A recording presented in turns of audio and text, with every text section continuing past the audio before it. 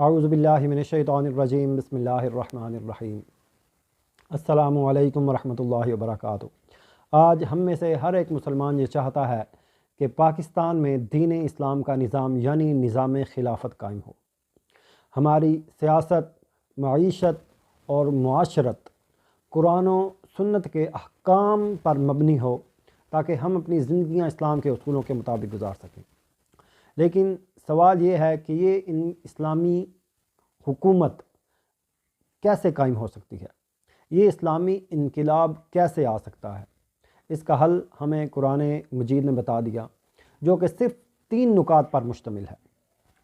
سورہ آل عمران آیت نمبر 102 میں اللہ تعالیٰ نے ارشاد فرمایا، یا ایھا الذین آمنوا اتقوا اللہ حق تقاتہ، اے ایمان والوں اللہ کا تقوی اختیار کرو جتنا کہ اس کے تقوی کا حق ہے۔ تقوی کے لحاظ سے یہ آیت قرآن مجید کی سب سے گاڑی آیت ہے۔ اس پر جو صحابہ کرام تھے وہ گھبرا گئے اور عرض کی، یا رسول اللہ صلی اللہ علیہ وسلم، بھلا اللہ کے تقوی کا حق کون ادا کر سکتا ہے؟ پھر جب سورہ تغابن کی آیت فاتقوا اللہ ما استطعتم یعنی اپنی امکانی حد تک اللہ کا تقوی اختیار کرو، تب ان کی جان میں جان آئی۔ تو اس اسلامی انقلاب کے پہلے مرحلے میں اللہ تعالیٰ کا حکم ہے ہر کلمہ گو مسلمان کے لیے کہ وہ اللہ کا تقوی اختیار کرے، یعنی اپنے اعمال قرآن و سنت کے عین مطابق درست کر لے۔ پھر مزید فرمایا، وَلَا تَمُوتُنَّ إِلَّا وَأَنْتُمْ مُسْلِمُونَ، اور تمہیں ہرگز موت نہ آنے پائے مگر فرما برداری کی حالت میں، یعنی زندگی کا کوئی بھی لمحہ ایسا نہ ہو جو اللہ کی نافرمانی میں گزرے، کیونکہ موت کا کیا پتہ کب کس وقت آ جائے۔ چنانچہ یہ پہلا مرحلہ ہوگا جس میں ہر کلمہ گو مسلمان اپنے اعمال قرآن و سنت کے مطابق درست کرے گا۔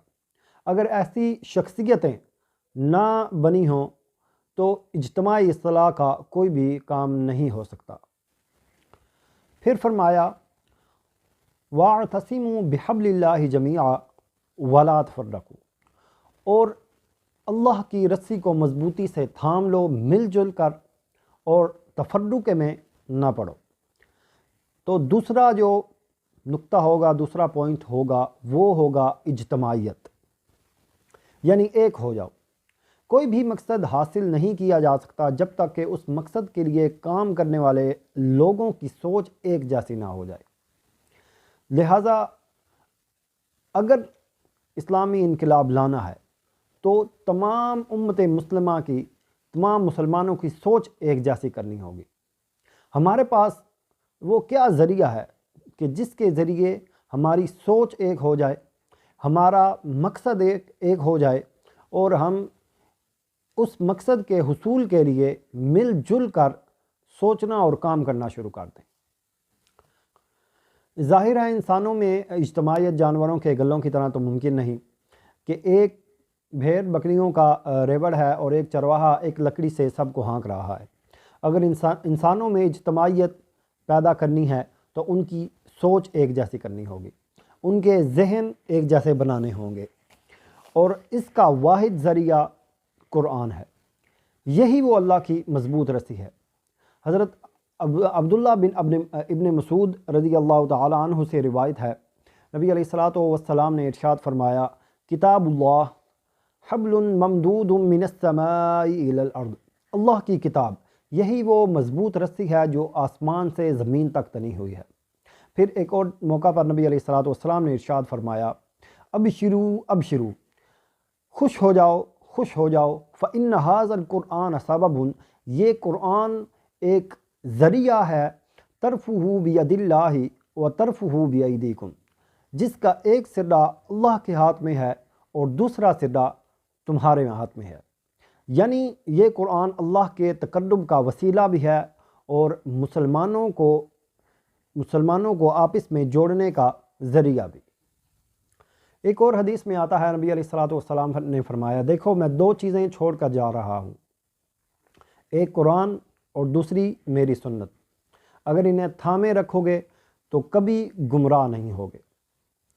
لیکن آج قرآن کو ہم اصال ثواب اور حصول ثواب سے زیادہ اہمیت ہی نہیں دیتے۔ یہ بہت اور بڑے افسوس کی بات ہے۔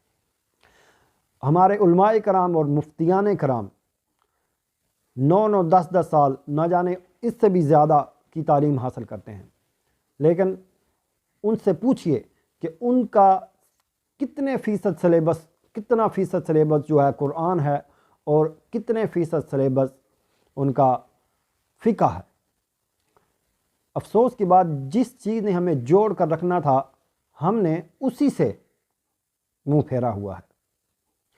اور سورہ فرقان میں جو آیت نازل ہوئی، وقال الرسول یا ربی ان قوم اتخذوا هذا القرآن مہجورا، اور پیغمبر کہیں گے اے میرے پروردگار، میری اس امت نے قرآن کو چھوڑ رکھا تھا۔ یعنی اس چھوڑنے سے مراد یہ ہے کہ نہ اس کو سمجھنے کی کوشش کرنا، نہ اس پر تدبر و غور و فکر کرنا، اور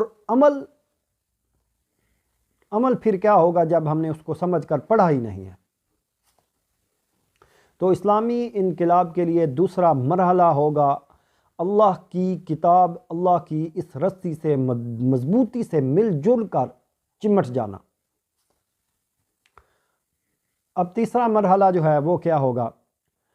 وَلْتَكُمْ مِنْكُمْ أُمَّةٌ يَدْعُونَ إِلَى الْخَيْرِ وَيَأْمُرُونَ بِالْمَعْرُوفِ وَيَنْهَوْنَ عَنِ الْمُنْكَرِ، اور تم میں سے ایک جماعت ایسی ضرور ہونی چاہیے جو خیر کی طرف دعوت دے اور نیکی کا حکم دیتی رہے اور برائی سے روکتی رہے۔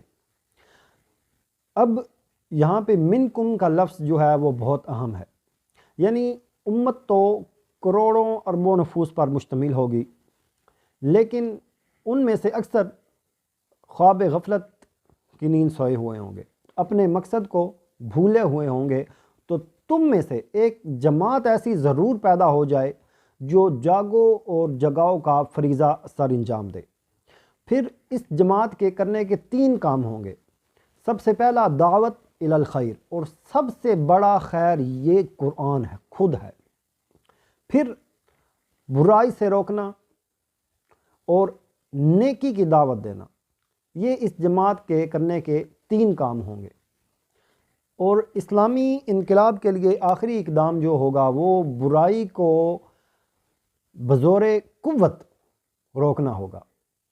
حضرت ابو سعید خدری رضی اللہ تعالیٰ عنہ سے روایت ہے، نبی علیہ الصلاۃ والسلام نے فرمایا، من رأى منکم منکرا فلیغیرہ بیدہ، تم میں سے جو کوئی برائی کو دیکھے اس پر فرض ہے کہ وہ اسے زور بازو سے روکے۔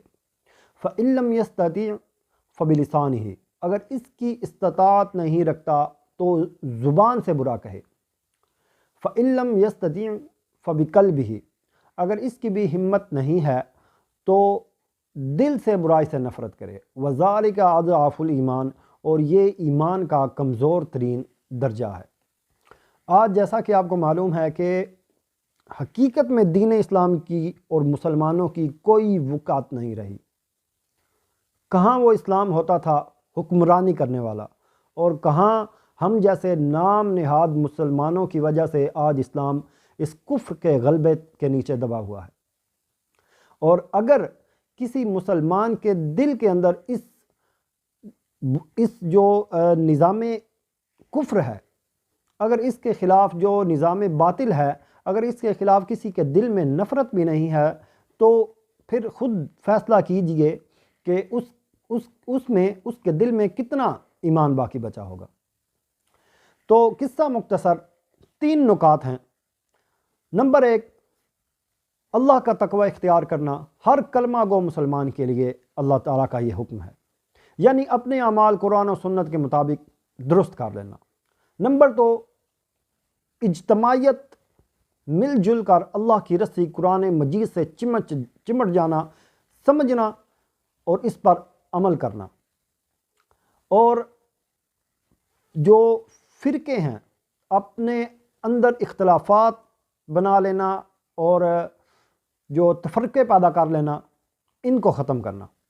اور نمبر 3، پوری امت میں سے کوئی ایک جماعت ایسی ہو جو خیر کی طرف دعوت دے، نیکی کا حکم دے اور برائی سے روکے۔ یہ تین جو ہیں وہ صرف تین نکاتی لاہ عمل ہے اسلامی انقلاب کے لیے۔ اس کے بغیر اسلامی انقلاب لانا بالکل ہی ناممکن ہے۔ ہم اسلامی انقلاب کے نظام خلافت کے نعرے لگاتے رہیں، باتیں کرتے رہیں، لیکن عملاً جب تک ہم کچھ نہیں کریں گے تب تک یہ اسلامی انقلاب کبھی بھی نہیں آ سکے گا۔ اور قرآن مجید کے جو مضامین ہیں ان میں ایک ترتیب مسلسل چلتی ہے کہ جب اللہ تعالیٰ کوئی کسی چیز کے بارے میں حکم دے رہے ہوتے ہیں تو اینڈ میں وارننگ بھی آتی ہے، اور یہاں پہ وارننگ کیا ہے؟ وَلَا تَكُونُوا كَالَّذِينَ تَفَرَّقُوا، اور ان لوگوں جیسا نہ ہو جانا جو فرقوں میں بٹ گئے، وَاخْتَلَفُوا، اور جنہوں نے اختلافات پیدا کر لیے، مِن بَعْدِ مَا جَاءَهُمُ الْبَيِّنَاتُ، اس کے بعد کہ ان کے پاس واضح تعلیمات آ گئی تھی۔ اور یہ واضح تعلیمات کیا ہیں؟ یہ اللہ کی آیات ہیں، یہ اللہ کا قرآن ہے جس میں اللہ کے احکام ہیں، یہ ہمارے لیے واضح تعلیمات ہیں۔ آج ذرا سوچئے امت کتنے گروہوں میں تقسیم ہو چکی ہے، ہمارے اندر نہ جانے کیسے کیسے اختلافات پیدا ہو چکے ہیں، جبکہ ہمارے پاس یہ واضح تعلیمات ہیں، ہمارے پاس قرآن مجید موجود ہے۔ تو قرآن موجود میں اللہ کے واضح احکامات، واضح تعلیمات ہونے کے باوجود جو اختلافات کریں گے خود میں اور فرقے بنا لیں گے، ان کے لیے کیا ہوگا؟ وَأُولَٰئِكَ لَهُمْ عَذَابٌ عَظِيمٌ، اور انہی لوگوں کے لیے بہت بڑا عذاب ہے۔ تو اللہ تعالیٰ سے دعا ہے جو کچھ پڑھا سنا اس پر عمل کرنے کی توفیق عطا فرمائے۔ وَمَا عَلَيْنَا إِلَّا الْبَلَاغُ الْمُبِينُ۔